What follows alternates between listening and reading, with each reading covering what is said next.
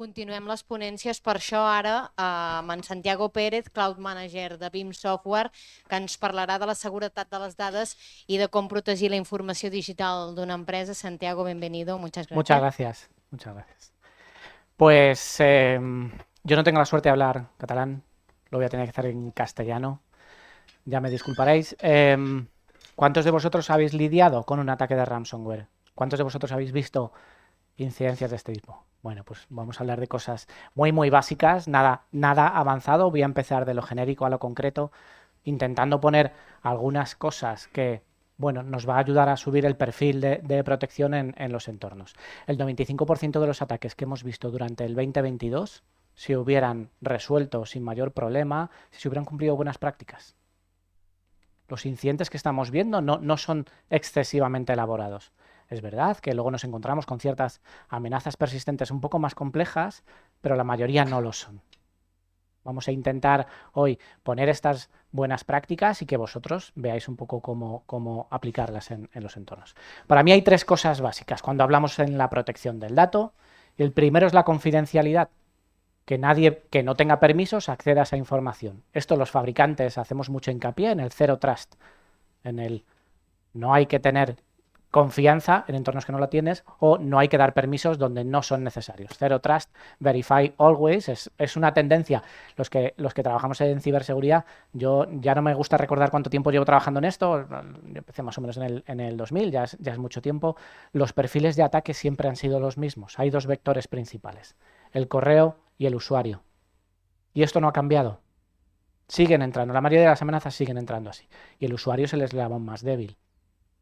Cuanto menos accesos tenga, cuanto menos permisos tenga para modificar las cosas, mucho más fácil va a ser gestionar el perímetro.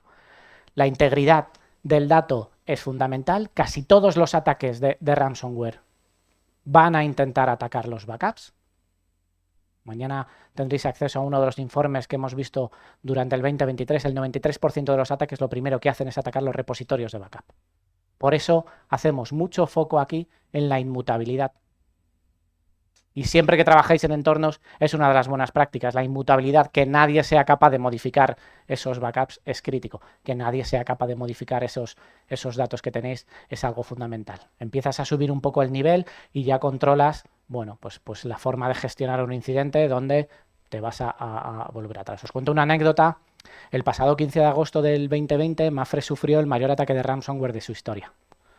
El 15 de agosto, víspera del mayor puente de las vacaciones, a las 9:03, el atacante, en un viernes por la noche, lanza la orden de encriptación de sus bases de sus servidores. Alrededor de unos 1.500 servidores se vieron afectados. Mapfre lo detecta sobre las 9:09, tarda muy poco en ese tiempo de detección, pero ya había corrido la infección por toda su base de servidores. A partir de ahí dejó poco a la improvisación.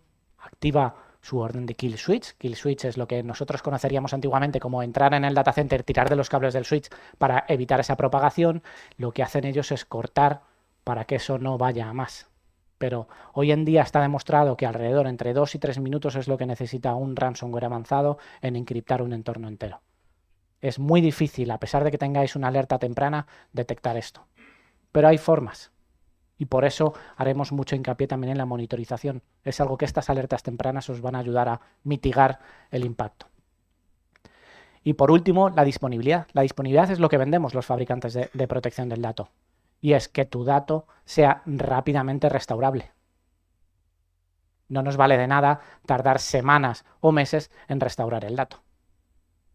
Y aquí nos volvemos a ciertos incidentes que pueden haber tenido más renombre, como el del SEPE, donde hubo un tiempo sin tener esa capacidad de recuperación. Os cuento otra anécdota para que le pongáis en contexto. Hará unos 16 años, el Windsor, uno de los edificios más relevantes que había en el centro de Madrid. Se inicia un incendio en la planta 16. La empresa, la consultora que tenía por aquel entonces, casi todos los edificios tenía el data center en la parte de arriba. Muchos edificios lo tienen en las partes de arriba por temas de refrigeración, y el vaulting lo tenía en el sótano. Bajaban las cintas al sótano. Incendio en la planta 16. El incendio, sabéis que el fuego tiende a subir. va quemando plantas y quema de la 16 hasta la última planta. Cuando llegan los bomberos empiezan a echar agua y echan tanta agua para apagar ese incendio que inundan 2 sótanos enteros. Os podéis imaginar que si pierdes tu data center que está en la última planta y te inundan el sótano, que tardaron 3 semanas en entrar a por esas cintas, la información ya no era tan valiosa. El acceso a esa información es siempre muy importante. Por eso la ubicación y esa capacidad de mover el dato a otro entorno es una de las buenas prácticas en la protección. Cuando empezáis a trabajar con los clientes y proponéis cómo pueden, qué medidas y qué conjunto de acciones tienen que llevar a cabo, para mí la primera es conoce a tu enemigo. Tienes que saber qué tipo de ataques hay, dónde van a golpear, y hoy en día es muy fácil saber que casi todas las amenazas persistentes que vemos van contra tu última línea de defensa, que es el backup.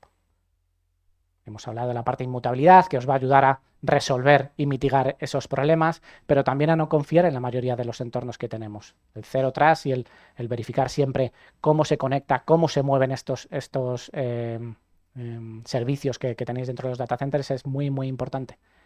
Hay mucho foco también en la parte de Analytic Behaviors, en cómo los fabricantes de ciberseguridad analizan cómo nos comportamos los usuarios para dar esas alertas tempranas cuando haya alguien que no tiene que acceder a algún sitio o cuando haya, bueno, pues algunas peticiones que no sean normales. La parte de gestión y planificación y es estar preparados. Hay que probar. Si tienes un backup, tienes que saber cuánto tiempo vas a restaurar, qué servicios vas a restaurar. Después de un ataque de ransomware, cuando alguien venga a preguntaros, tenéis que saber en cuánto tiempo vais a devolver a la normalidad el entorno. Es algo muy importante. Vas a tardar 8 horas, vas a tardar 2 días, vas a tardar... Gestionar el tiempo y el proceso de restauración es muy, muy relevante. Los recursos y tecnología, y yo hago aquí mucho foco en colaborar, hacer colaborar las herramientas que tenéis dentro de un data center entre ellas. Si nuestra solución se integra perfectamente con la protección de endpoint, si hay un antivirus que tiene la capacidad de pasar ese antivirus al backup que vas a restaurar, te vas a ahorrar muchas molestias de no traerte de nuevo ese ransomware, esa amenaza de día cero después de restaurar la información. El antivirus se encarga de limpiar esa amenaza y el backup se restaura limpio. Esto os ahorra tiempos también. Hay muchas formas de integrar las tecnologías y de integrar a vuestros fabricantes. Hay que ponerles a todos a trabajar y sobre todo que se hablen. Evitar esos silos dentro del proceso de seguridad y dentro del proceso de fortificación de un entorno es muy relevante. La parte de recursos y tecnología no es nada nuevo. Tenéis que seguir intentando ver cómo trabajan las diferentes soluciones que hay para sacarle el mayor rendimiento. Hablamos mucho de monitorización y es uno de los puntos dentro de la operación muy, muy críticos porque la monitorización os va a ayudar a mitigar estas amenazas y a tener esas alertas preventivas en las soluciones que estéis trabajando. Cuando trabajéis con BIM, poner BIM One, trabajar con esta solución que os va a ayudar a dar estos informes, a dar esta visibilidad a vuestros entornos. Muchos clientes intentan tener entornos multicloud, tener una herramienta que sea capaz de ver ya sea tu entorno on-premise, ya sea el entorno en la nube o en cualquier hiperescalar o en otra nube de cualquier proveedor, es muy importante que tengáis una herramienta que sea capaz de hacer esos análisis de una forma continuada.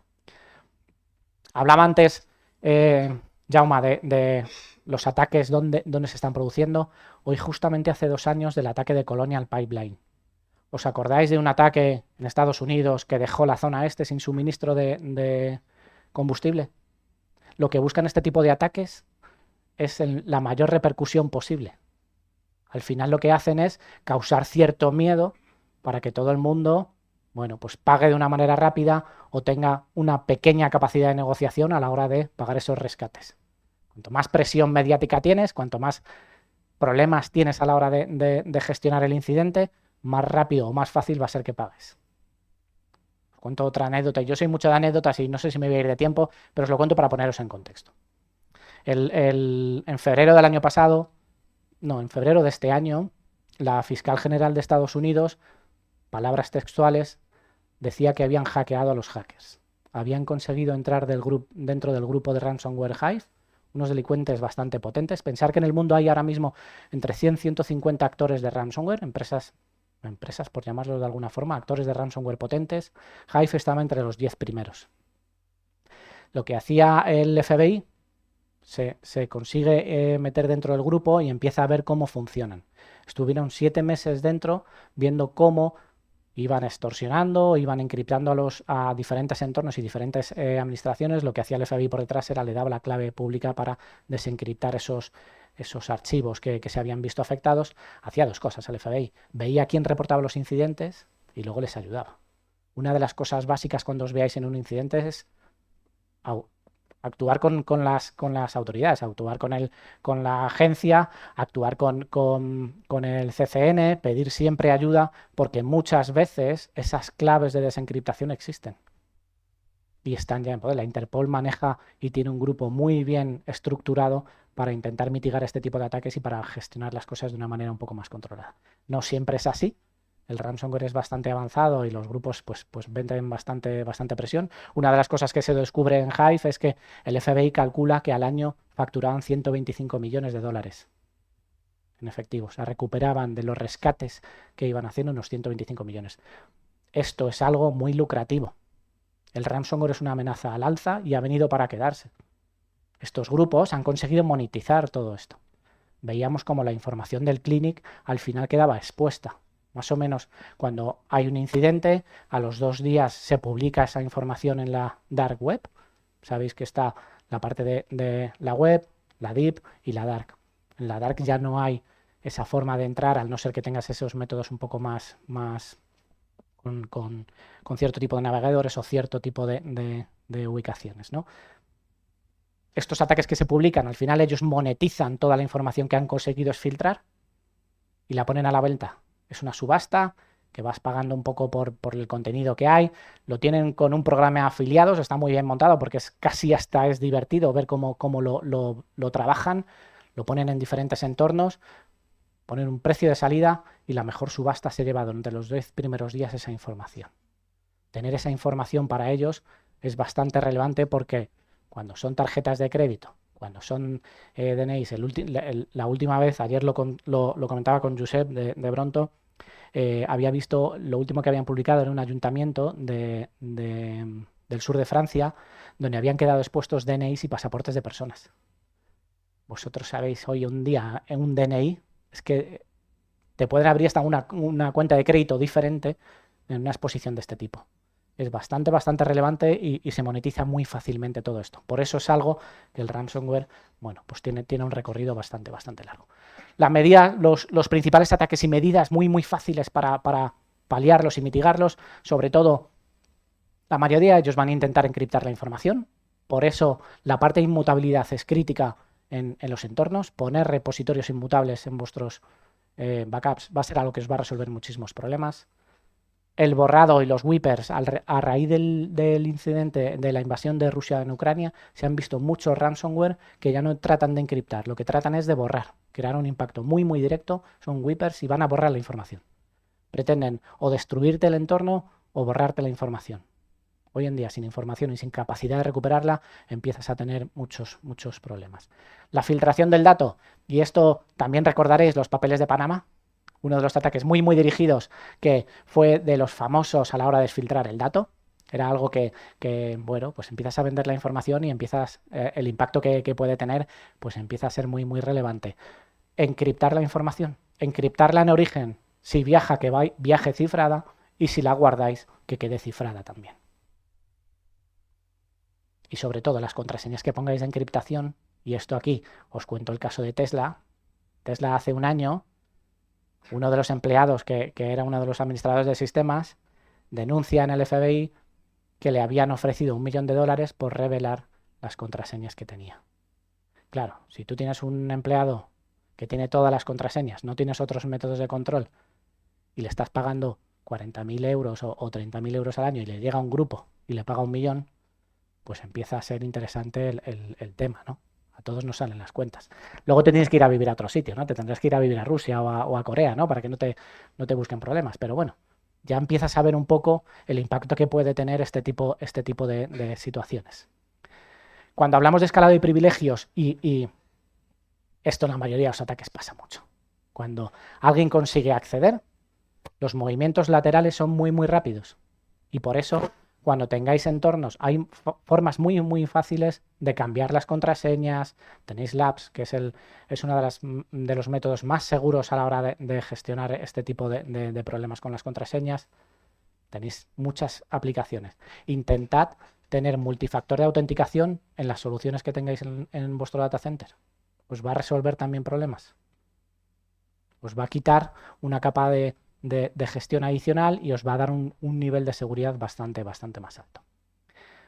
Y sobre todo, mover los datos a otra ubicación. En el backup, el 3-2-1, 3 copias del dato, uno en producción, 2 en ubicaciones diferentes. 2 de ellos en medios diferentes, uno pues si tenéis cintas, si tenéis cloud, si tenéis cabinas, pues que sean en medios diferentes, y uno de ellos fuera de la ubicación de vuestro original, fuera de vuestro data center. Sacarlo, no vaya a ser que nos pase como en el Windsor, que vemos todavía hoy en día muchos clientes guardando el backup en la misma cabina donde tienen la información. Está muy bien tenerlo, pero si esa cabina deja de tener ese funcionamiento, se acabó tu plan de contingencia. Y por último, cualquier solución que os lleve a tener ese backup en otro entorno, en una nube, en una ubicación diferente, que sea capaz de moverse sin problema. Buscar soluciones que os permitan que el dato se mueva de una manera ágil, que no se quede solo en un repositorio, sino que tengáis la capacidad de, si hoy mi estrategia pasa por Azure, mañana pasa por Amazon y luego pasa por tenerla on-premise, que seáis capaz de moverlo sin ninguna dificultad. No os quedéis con fabricantes que os dejan el dato solo en una ubicación, y pensar en el plan de salida que vais a tener y que vais a dar a los clientes cuando acaben el contrato. Después de 3 años has generado una cantidad de información muy, muy grande y necesitas tener la garantía de poder entregarla, porque el dato al final es el del cliente. Tiene que poder recuperar esa información. Y si hoy su estrategia pasa por ya no quiere estar con BIM, quiere estar con otro fabricante, que pueda moverlo de manera fácil. Nuestros backups son autocontenidos. Guardan el dato y el metadato. Pensad en un ataque donde en un repositorio lo primero que intentas tirar es el proxy de backup, cortar esa información y tirar la consola de backup. Simplemente bajándote una aplicación gratuita que tenemos en nuestra web, lo vuelves a desplegar en otro dato y es capaz de leer ese backup porque contiene el metadato. Lo restaura en otra ubicación de una manera muy, muy rápida. Esto se empieza a dar más opciones a la hora de recuperar la información, y empiezas a tener, pues una capacidad más consistente y una estrategia más amplia a la hora de funcionar. 3 cosas fundamentales. Y antes hablábamos de la parte de seguridad. Yo creo que os queda claro más o menos que hay que cumplir ciertas buenas prácticas para eliminar y mitigar los ataques. La parte de restauración y recuperación es fundamental. En el esquema del NIST, en el esquema de ciberseguridad, en el marco de ciberseguridad, la parte de respaldo y restauración es muy importante. Tú puedes tener una protección activa muy, muy grande, puedes tener los mejores firewalls, los mejores SIEM y las mejores herramientas para proteger de tu entorno, pero después de un ataque de ransomware siempre vas a restaurar la información. Tienes que asegurarte, y es muy importante, que puedas recuperarlo de una manera sencilla y rápida. Hay que probar los entornos. No vale de nada si no sabéis cuánto tardéis en recuperar. Y son muchos los incidentes donde tenemos clientes intentando restaurar la información y no pueden. No lo han probado nunca y no saben si eso va a funcionar. Hay que ayudar a probar estos entornos. La libertad del dato es lo que habíamos comentado. Esa capacidad de mover la información y de restaurar tus entornos en cualquier lugar. Ya sea un hyperscaler, ya sea una nube una nube privada o un entorno on-premise. Procurad que las herramientas con las que trabajéis os dejen esa flexibilidad. Defensa inmutable, algo crítico para solucionar los problemas. Inmutabilidad, hay muchas formas de hacerla. Da igual cómo la hagáis, pero hacedla. Hay fabricantes de almacenamiento que te la dan, hay fabricantes. Hoy en día la relevancia en los data centers ya no la tiene el hardware, la tiene el software. Hoy en día lo que todos buscamos es que nuestro software, la capa de orquestación, sea capaz, independientemente de lo que tenga por debajo, de gestionar estos entornos. Es mucho más fácil y os vais a ahorrar muchos problemas si trabajáis con el software a la hora de hacer compatibilidad entre los diferentes entornos. Porque cuando os tengáis que migrar a un hiperescalar o cuando tengáis que trabajar en un entorno con una tecnología diferente, si el software tiene esa compatibilidad, os va a ahorrar estas problemáticas. Separar el dato, segmentar es crítico. Me pasaba el otro día en la Universidad Oberta de Cataluña, el 2 de enero del año pasado, recibió un ataque en su tenant de AWS. A las 7:30 detecta una indisponibilidad de servicios y lo que hace su servicio de actuación es reinicia los servidores. Eso es el mundo ideal para un ransomware. Lo que hace el ransomware es, una vez ha reiniciado, él ya toma control y va encriptando los entornos. Se le encripta todo su tenant de Amazon. Esto es otra de las cosas muy relevantes a hablar con vuestros clientes. Si tú tienes la información en un hiperescalar, no significa que esté segura. Hay que protegerlo igual. Pasa mucho con M365. La gente se piensa que por tener el backup en Microsoft está resolviendo los problemas. Yo hago una presentación de 6 slides donde demuestro un tenant de Azure, cómo entrando un correo te lo puede encriptar perfectamente. Haced mucho hincapié en que los hiperescalares, la responsabilidad de la seguridad es compartida. El hiperescalar lo que hace es dejar tu servicio siempre disponible, pero el dato es responsabilidad del cliente. Vosotros tenéis mucho que aportar ahí.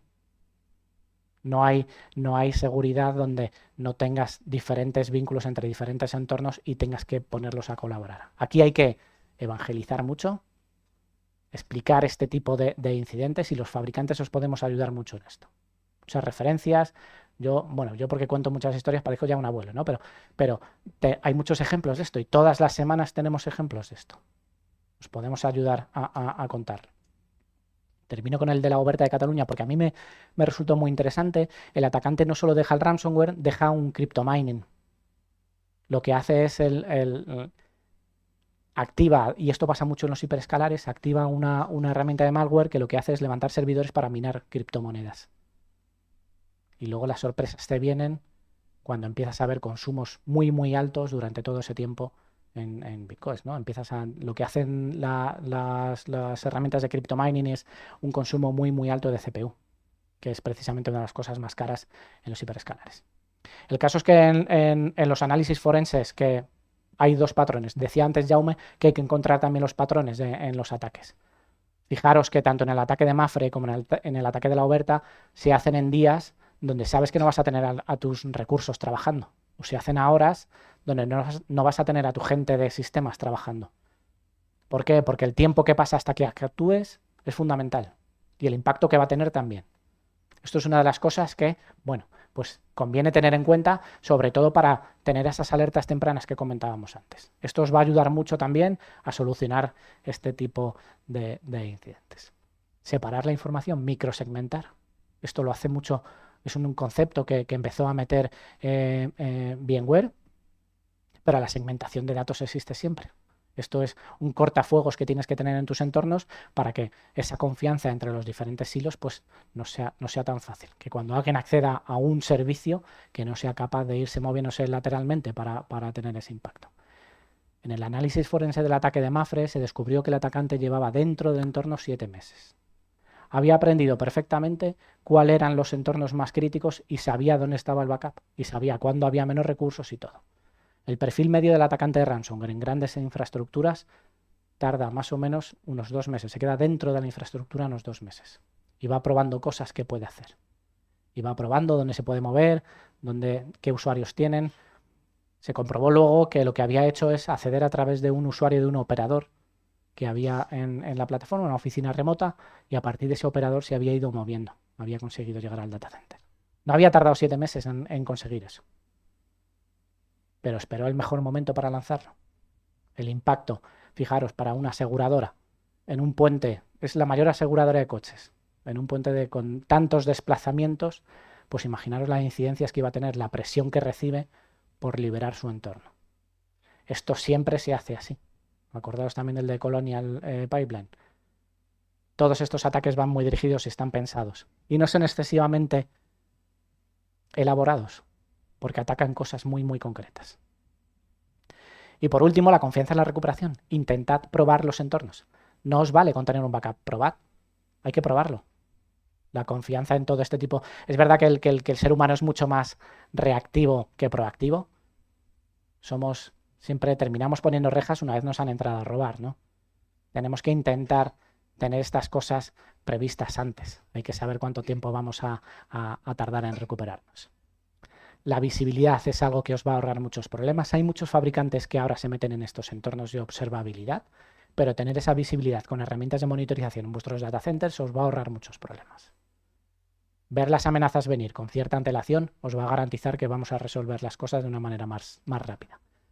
La gestión proactiva no tiene ningún tipo de secretos. Cuanto más preparado estés para defenderte en estas situaciones, mejor va a ser tu respuesta y más rápido la vas a proponer.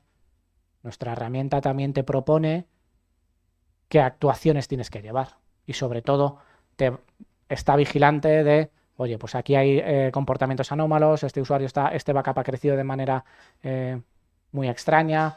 Esas alertas que te va proporcionando te van dando ciertas pistas de comportamientos anómalos que te permiten actuar de manera preventiva. Y luego, Jaume comentaba antes también el NS. El Esquema Nacional de Seguridad es una guía y tiene una cantidad de procedimientos que os pueden ayudar a bajar el nivel para intentar ir de lo genérico otra vez a lo concreto.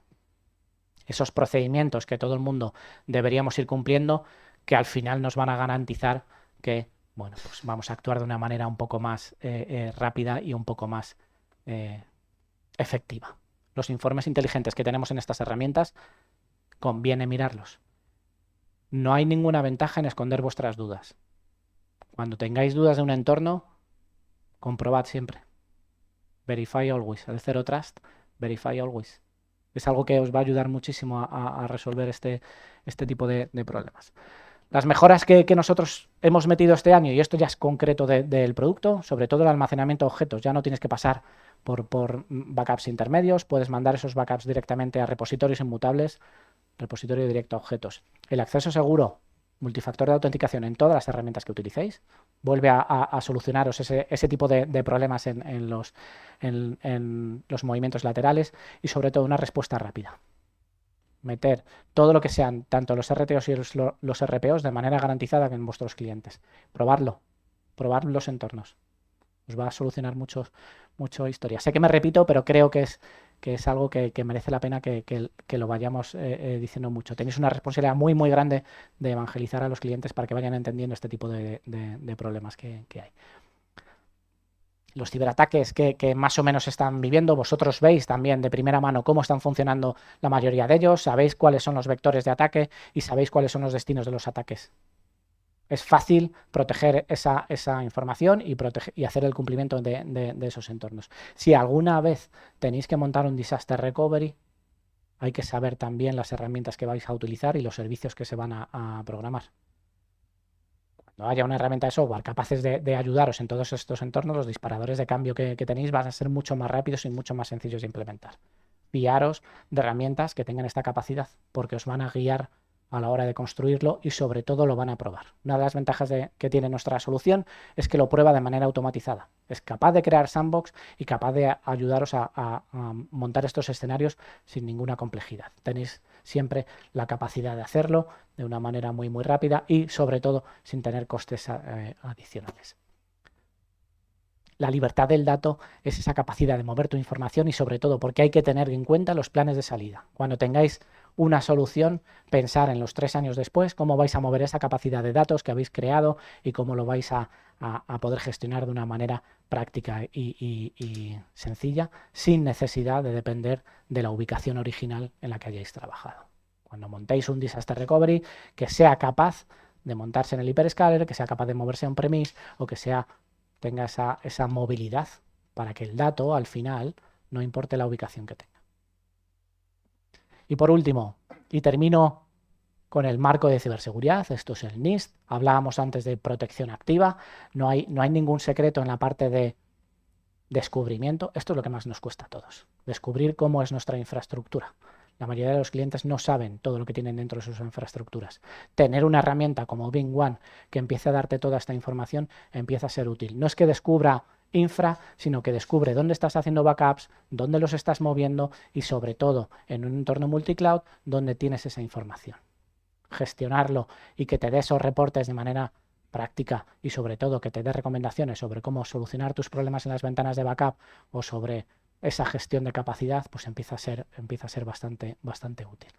La parte de protección, y aquí es esa integración con todas las herramientas de backup que tengáis, con esas herramientas de protección del endpoint que tengáis, es muy importante, pero sobre todo en la parte de respuesta y recuperación tenéis que tener esos entornos probados y conociendo cuánto tiempo vais a tardar y dónde los vais a levantar. Esta información empieza de una manera muy fácil y la vais complementando a la medida que vayáis trabajando con las diferentes soluciones dentro de un dataset. Hay que poner a los fabricantes a trabajar entre ellos, confiar en herramientas que sean compatibles para levantar estos entornos. Y hasta aquí. No os voy a contar más anécdotas porque si no alargaría mucho la presentación. Tenéis luego la oportunidad de, si queréis más historias de asustaviejas, tengo más. Hay bastantes más cosas de estas. Pero son historias reales y las vivimos casi todas las semanas, amanecemos con noticias de este tipo. Es simplemente una ventaja, no es que yo sea muy listo, sino lo que veo es qué están haciendo, trato de contarlo para que luego podamos intentar mitigar este tipo de cosas que no son, creedme, demasiado avanzadas. Cumpliendo estas buenas prácticas nos vamos a resolver muchos problemas. Muchas gracias.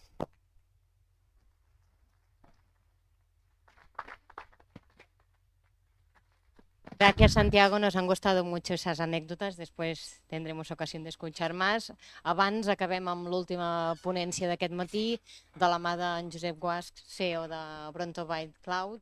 Josep, com...